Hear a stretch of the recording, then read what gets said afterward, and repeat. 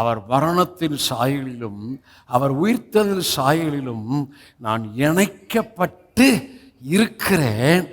ஆகவே நான் வாழ்கிற வாழ்வு இயற்கையின் மனிதனுக்கு அடுத்த வாழ்வல்ல, ஆவியின் மனிதனுக்கு அடுத்த வாழ்வு.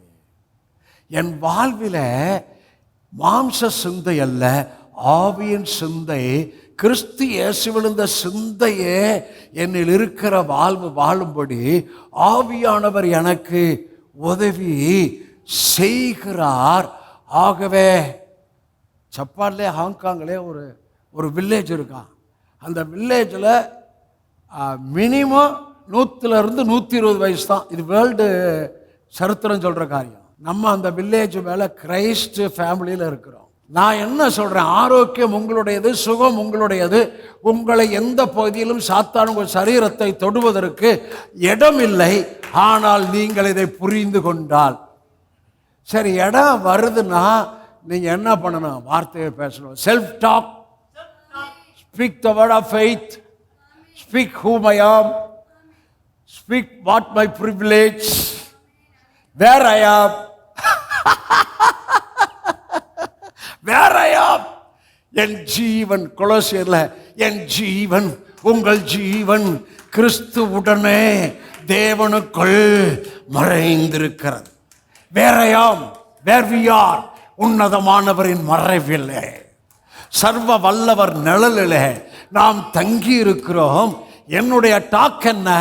செல்ஃப் டாக் இல்ல, ஃப்ரீ டாக். டாடி, நீங்கள் என் அடைக்கலம், நீங்கள் என் கோட்டை, நீங்கள் என் அரண், நீங்கள் என் துருகம், என்னுடைய நீங்கள் என்னை வேடனுடைய கண்ணிக்கும் பாலாக்கும் கொள்ள நோக்கியும் தப்பிவிப்பீர்கள். என் வலது பக்கத்தில் 1000 பேரும் வலது பக்கத்தில் 10,000 பேர் விழுந்தாலும் அது என்னை அணுகாது. துன்மார்க்கருக்கு வரும் பொல்லாப்பை காண்பாய்.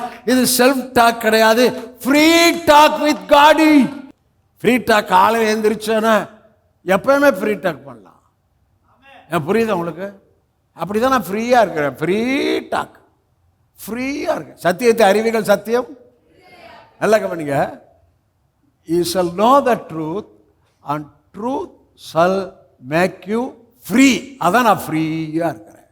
ஃப்ரீ அல்லது பக்கம் இடந்து ஃப்ரீயா இருக்க. ஏங்க குழப்பிக்கிறீங்கன்னு சொல்லுங்க. வீணா யோசித்து வீணா நினைச்சு ஏன் குழப்புற?